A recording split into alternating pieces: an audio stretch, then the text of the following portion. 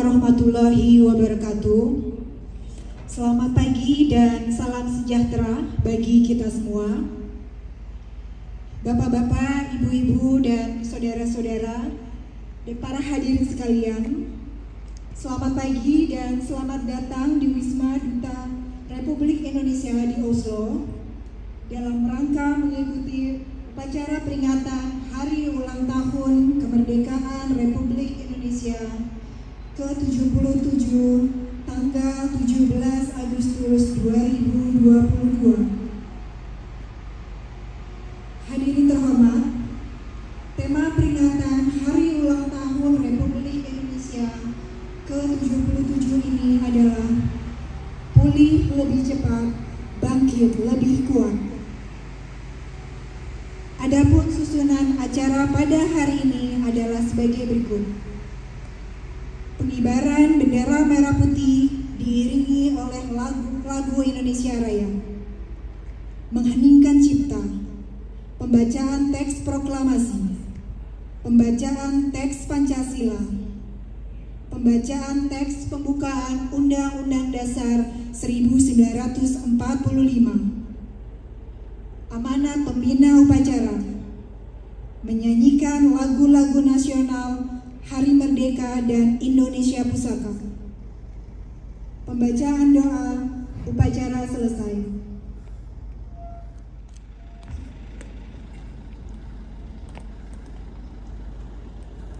Penghormatan umum kepada pembina upacara dipimpin oleh pemimpin upacara. Para pembina upacara. Hormat! Red! Tegak! Red! Laporan pemimpin upacara kepada pembina upacara bahwa upacara siap dilaksanakan.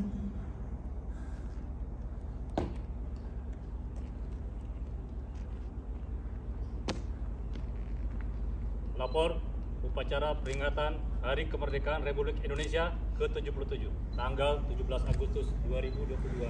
Siap dilaksanakan? Laksanakan. Laksanakan.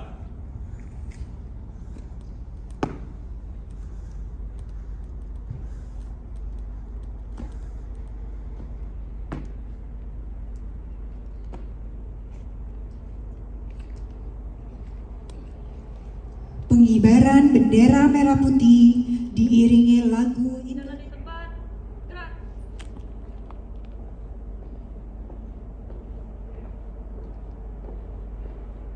Maju. Jalan. Haluan kiri. Jalan.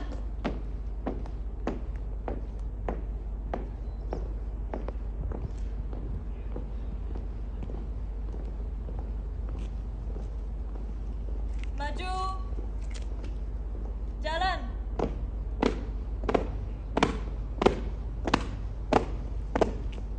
Berhenti. Gerak.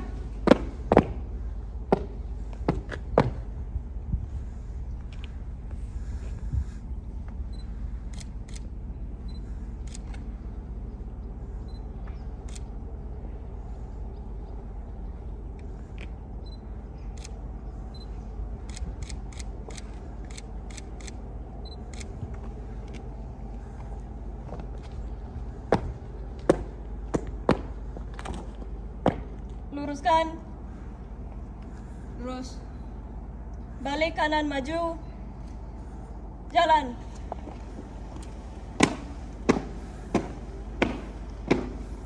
Haluan kanan. Jalan.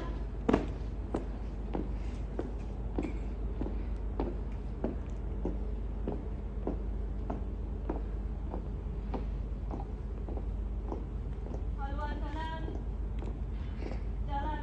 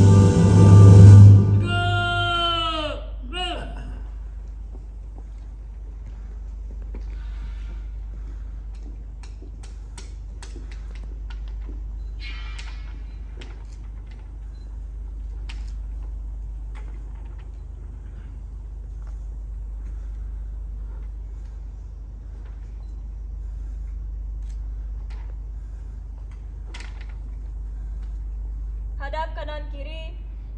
Gerak. 2 langkah belakang. Jalan.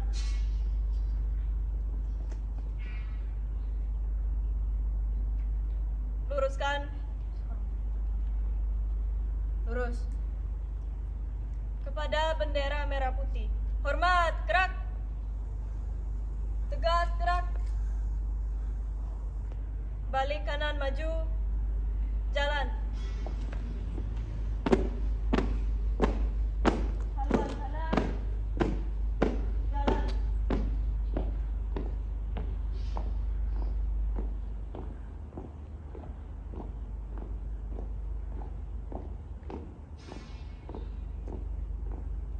Maju. Jalan.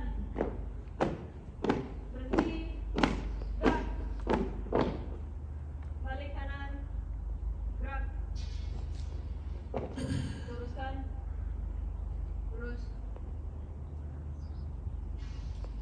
Mengheningkan cipta dipimpin oleh pembina upacara. Tentang jasa-jasa pahlawan dan pejuang kemerdekaan yang telah mendahului kita. Marilah kita mengheningkan cipta.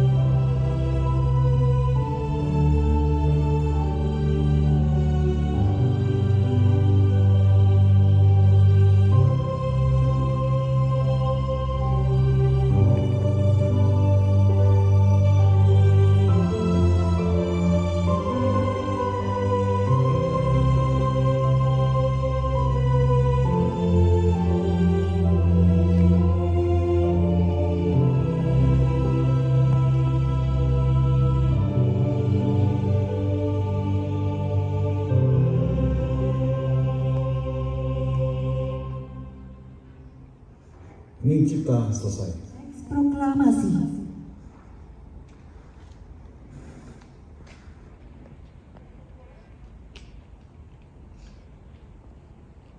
Proklamasi. Kami, bangsa Indonesia, dengan ini menyatakan kemerdekaan Indonesia. Hal-hal yang mengenai pemindahan kekuasaan dan lain-lain diselenggarakan dengan cara seksama dan dalam tempo yang sesingkat-singkatnya. Jakarta, 17 Agustus 1945. Atas nama bangsa Indonesia, Soekarno-Hatta.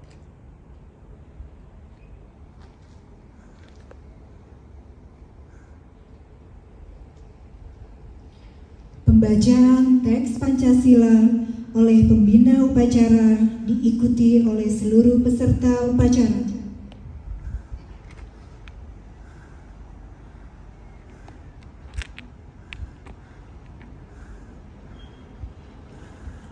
Pancasila. Pancasila. 1. Ketuhanan yang Maha Esa. Ketuhanan yang Maha Esa. 2. Kemanusiaan yang adil dan beradab. Kemanusiaan yang adil dan beradab. 3. 3. Persatuan Indonesia. Persatuan Indonesia.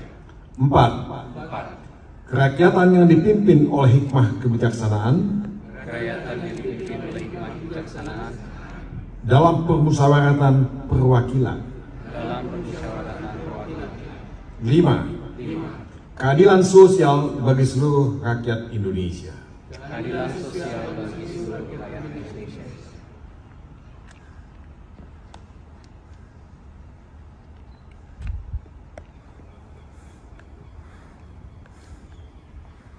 Pembacaan teks pembukaan Undang-Undang Dasar Republik Indonesia tahun 1945.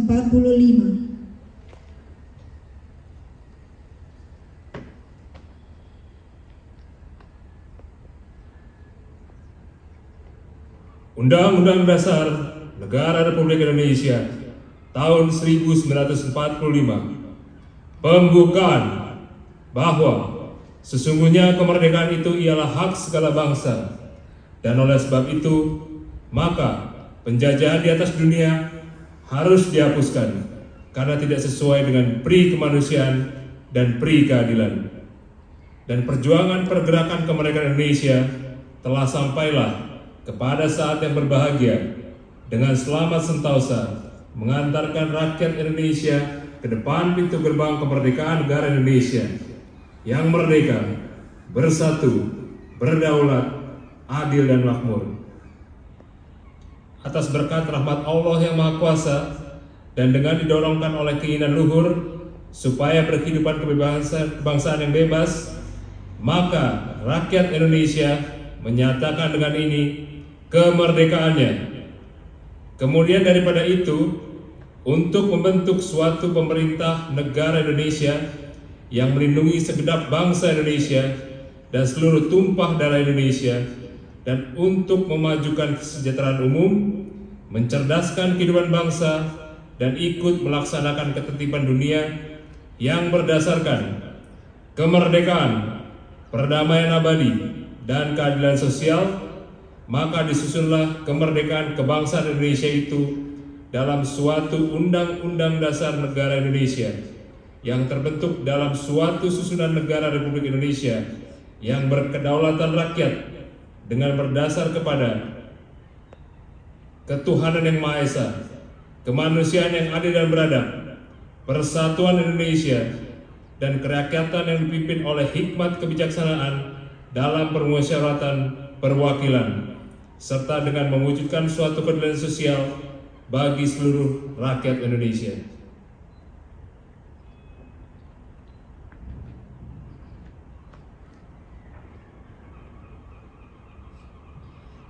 Amanat pembina upacara, barisan diistirahatkan. Istirahat di tempat. Gerak.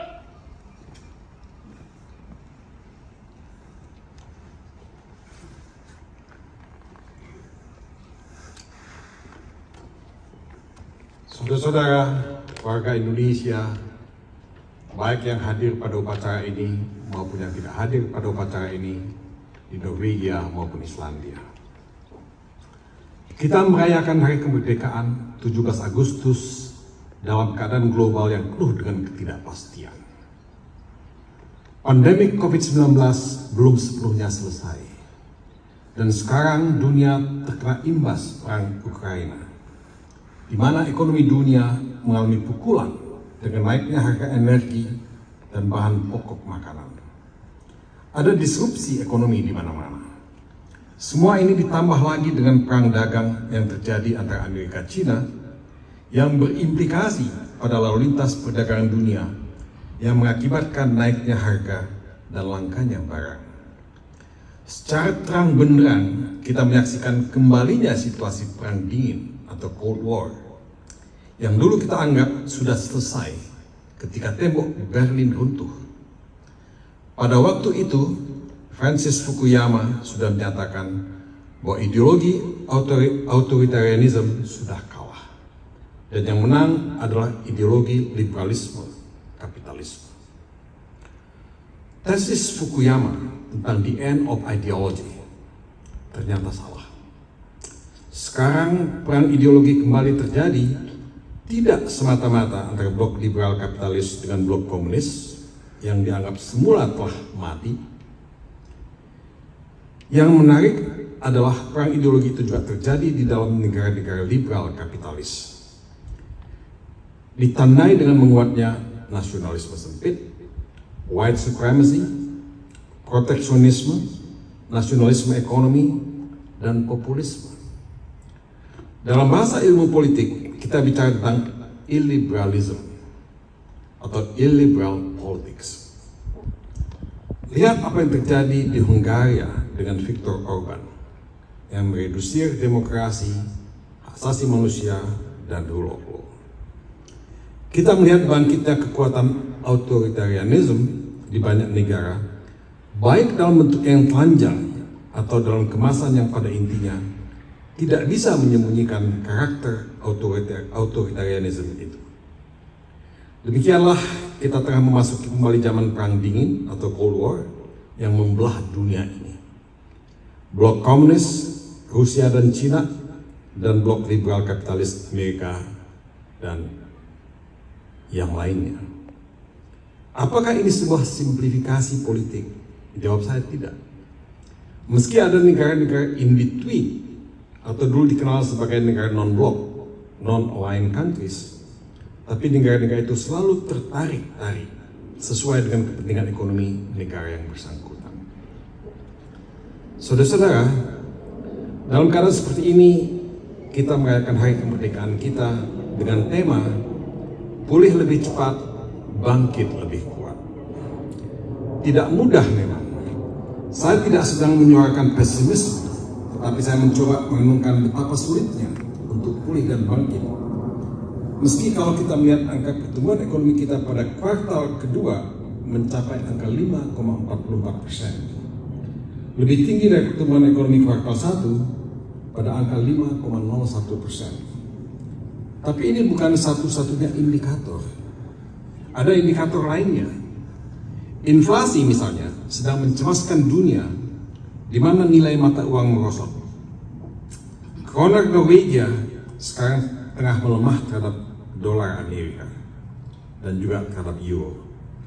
Rata-rata inflasi di Uni Eropa mencapai 9,6%, Inggris 8,2%, Amerika 9,1%, Korea Selatan 6,1%.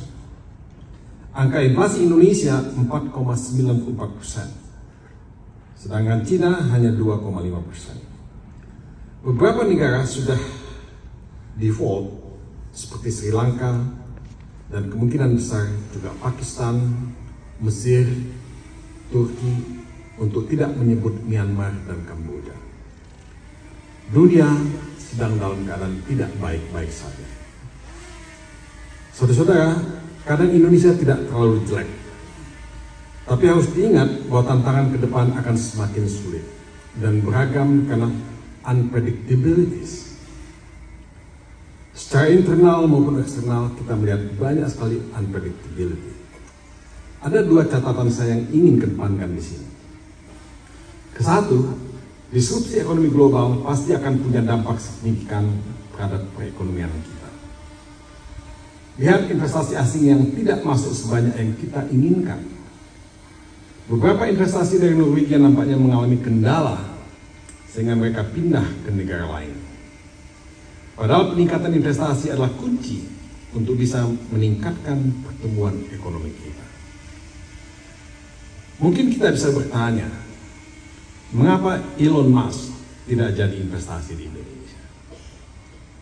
Mengapa Equinor juga tidak masuk kembali ke Indonesia? Mengapa Scatec Solar lebih memilih Filipina dan Vietnam? Kedua, lemahnya governance, baik jika dilihat dari sisi regulasi maupun korupsi. Keluhan umum dari banyak perusahaan adalah regulasi dan korupsi di Indonesia telah membuat mereka balik badan. Indeks Persepsi Korupsi Indonesia atau IPK menurut Transparency International masih menempatkan Indonesia dalam posisi di barisan tengah bawah dengan skor 38. Tentang nilai indeks persepsi korupsi adalah 0 sampai 100, di mana 100 berarti korupsi, berarti bersih tanpa korupsi, sedangkan 0 adalah negara yang penuh dengan korupsi. Angka 38 masih dalam kategori di bawah, padahal kita pernah punya target 40 pada zaman pemerintahan Susilo Bambang Yudhoyono. Memang indeks persepsi korupsi kita mengalami kenaikan sejak tahun 2002, ketika indeks persepsi korupsi kita hanya 19 dan sekarang sudah 38.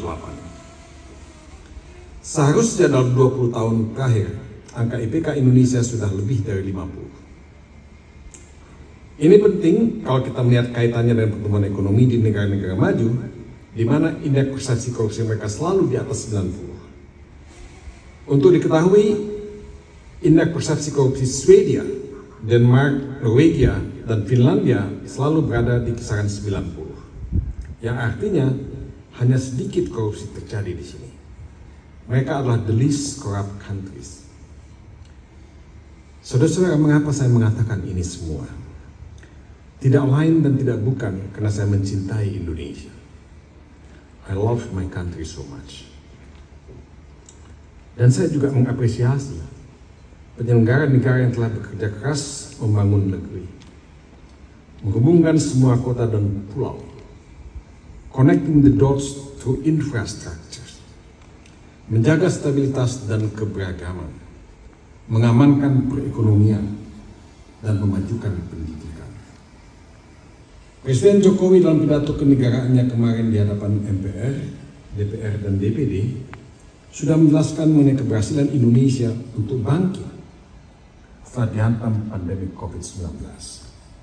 Sekarang dihantam lagi oleh perang Ukraina yang melahirkan banyak disrupsi ekonomi.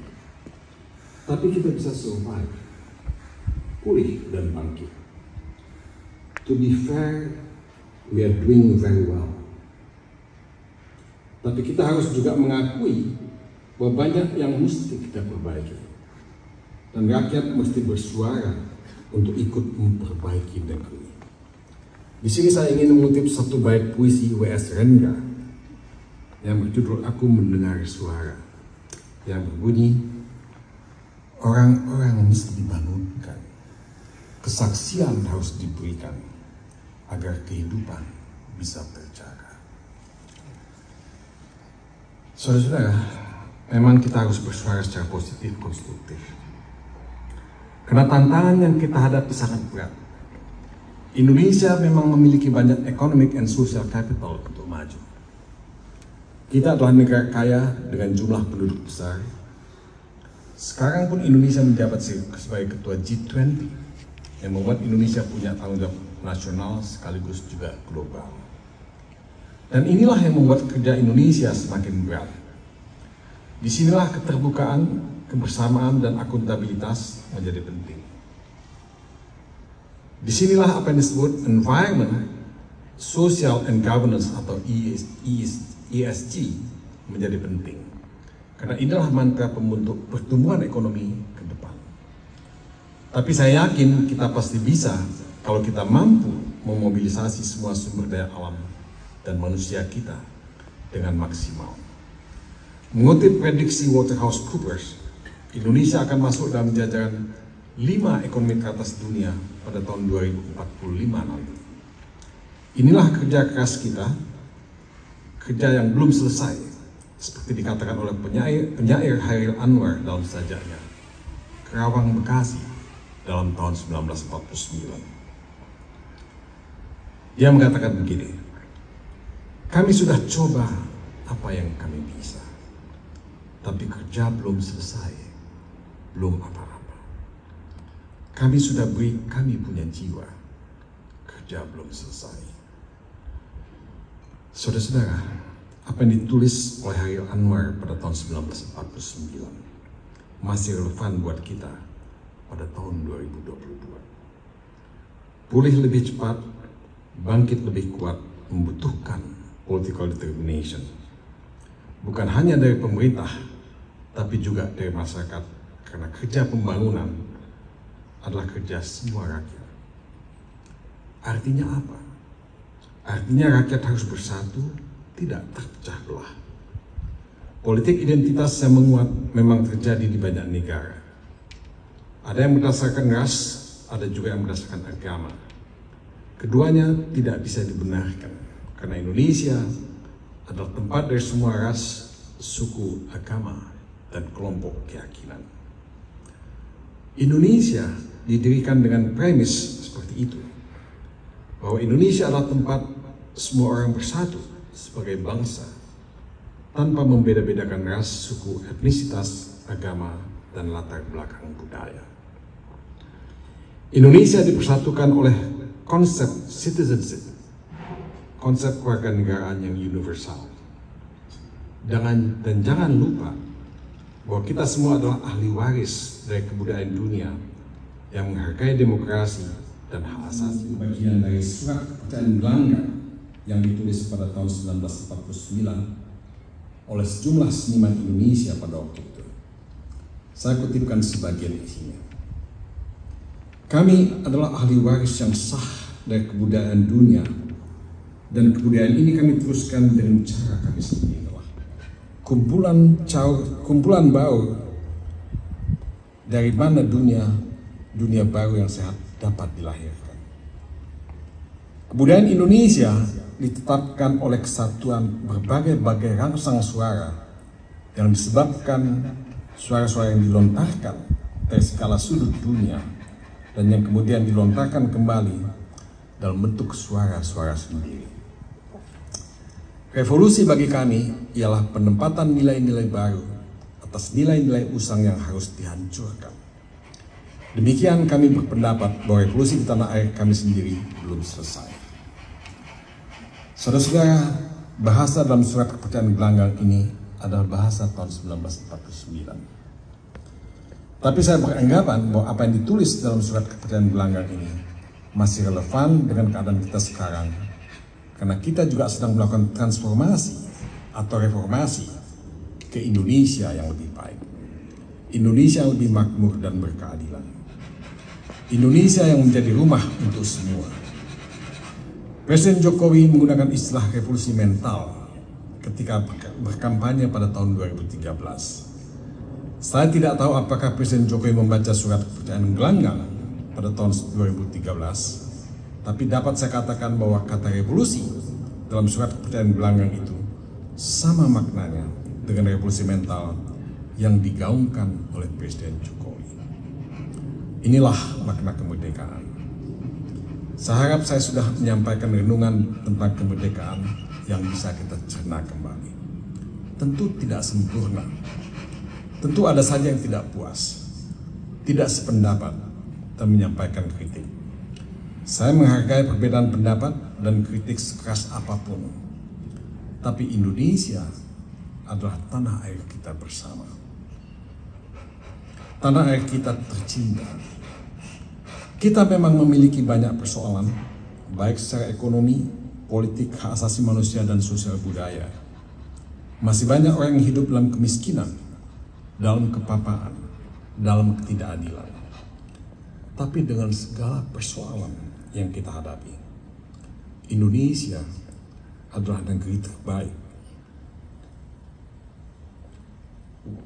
negeri terindah untuk kita hidup dan bernapas. There's no other place better than Indonesia. Jadi adalah tugasmu dan tugasku, tugas kita bersama untuk memperbaiki dan memajukan negeri. Merdeka! Merdeka! Merdeka!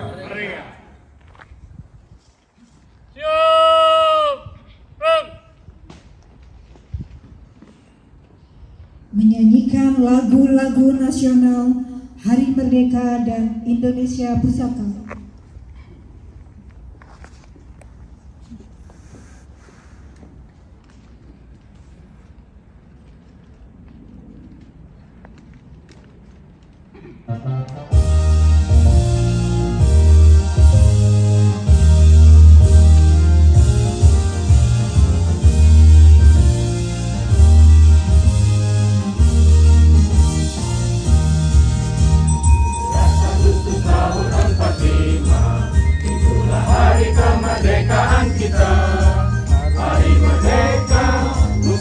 Bangsa, hari lahirnya bangsa Indonesia.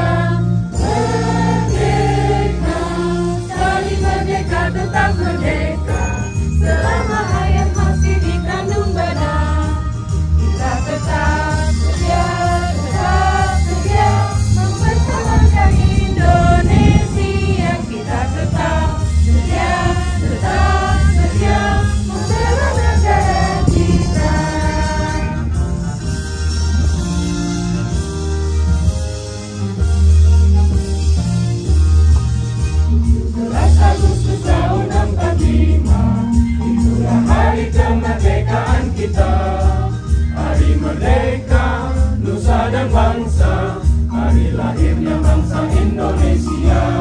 Merdeka, sekali merdeka tetap merdeka, selama hayat masih di kandung badan. Kita tetap setia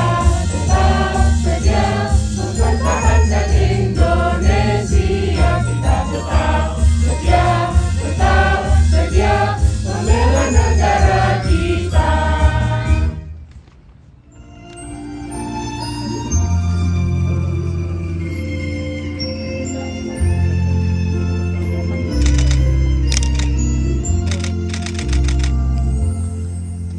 Indonesia tanah air beta, pusaka abadi dan jaya.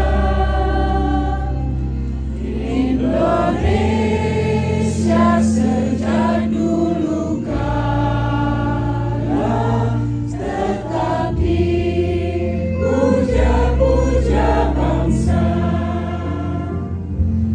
Di sana tempat lahir beta, dibuai dibesarkan bunda.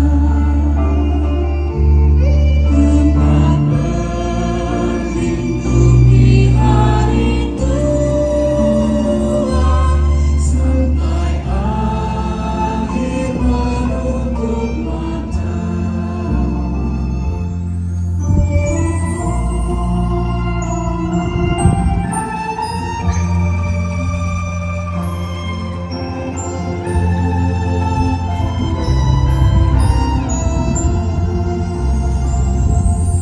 Sungguh indah tanah air beta, tiada bandingnya di dunia.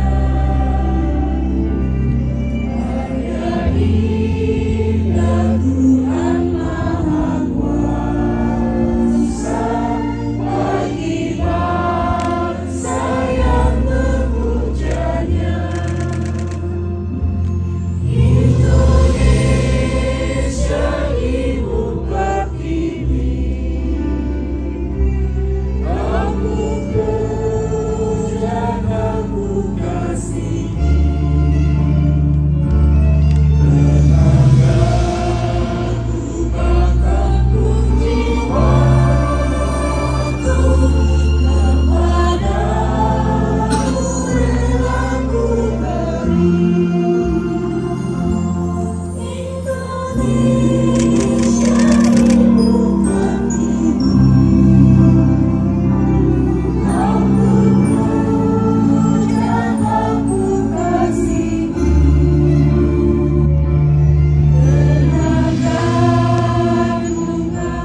Pembacaan doa.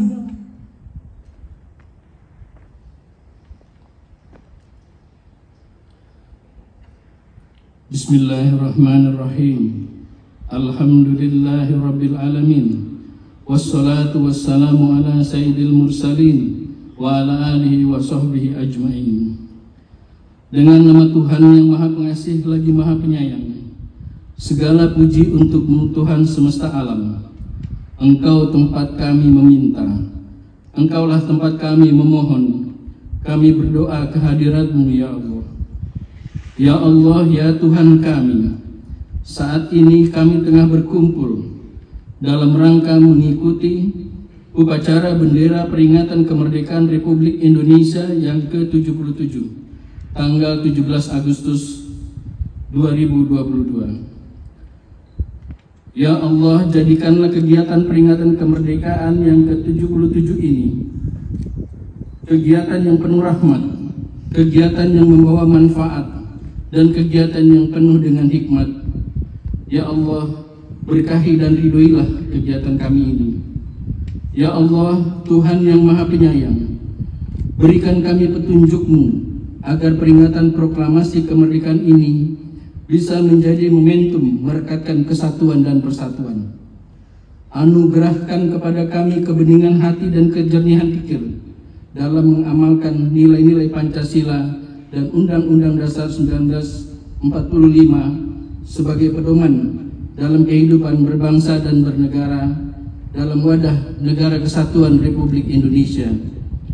Ya Allah, ya Tuhan kami, teguhkanlah rasa cinta tanah air, tumbuh suburkan tenggang rasa, solidaritas antar sesama, serta gotong royong dalam membangun bangsa. Ya Allah, ampunilah semua dosa-dosa kami, dosa orang tua, guru-guru kami, serta ampuni dosa-dosa para tokoh bangsa dan para pemimpin kami. Terimalah amal perjuangan para syuhada bangsa kami. Merekalah yang telah korbankan jiwa raga, darah, serta air mata untuk kemerdekaan negeri ini. Masukkan mereka ke surga-Mu. Muliakan kedudukan mereka di sisi-Mu. Subhanaka rabbika rabbil izzati amma yasifun. Wassalamun ala mursalin. Walhamdulillahi rabbil alamin.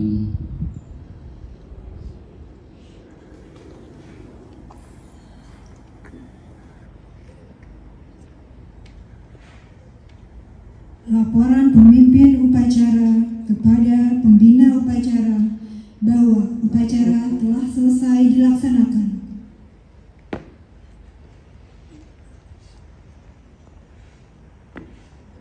Upacara telah dilaksanakan. Laporan selesai.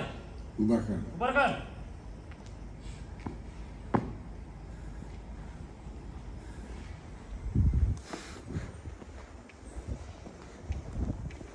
Penghormatan umum kepada pembina upacara dipimpin oleh pemimpin upacara. Pada pembina upacara. Hormat. Gerak. Tegak. Gerak. Pembina upacara meninggalkan tempat upacara.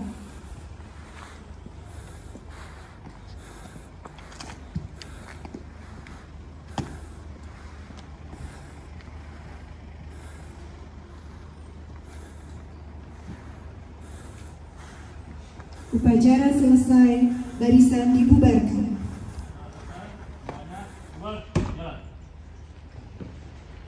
Bapak-bapak, ibu-ibu, saudara-saudara, dan para hadirin sekalian, upacara peringatan Hari Ulang Tahun Kemerdekaan Republik Indonesia ke-77 tanggal 17 Agustus 2022 telah selesai.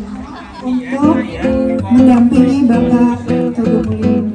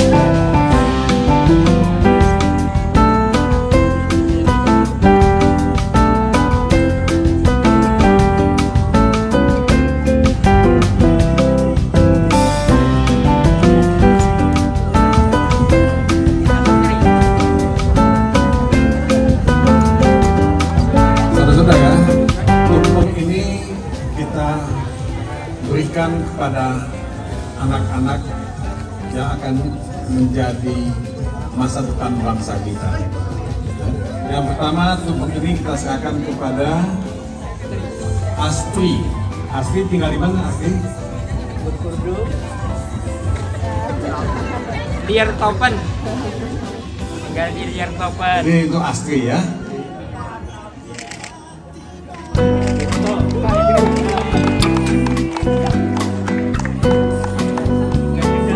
Papa. Papa.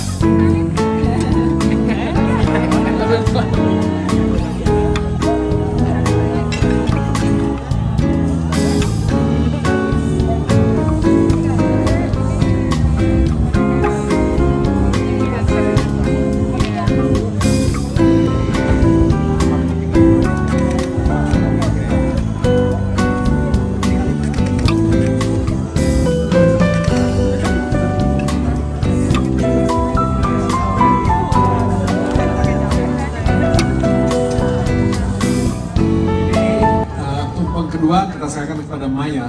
Ya. Maya, Mas Maya ini dari Oslo, ya. Generasi muda Indonesia masa depan.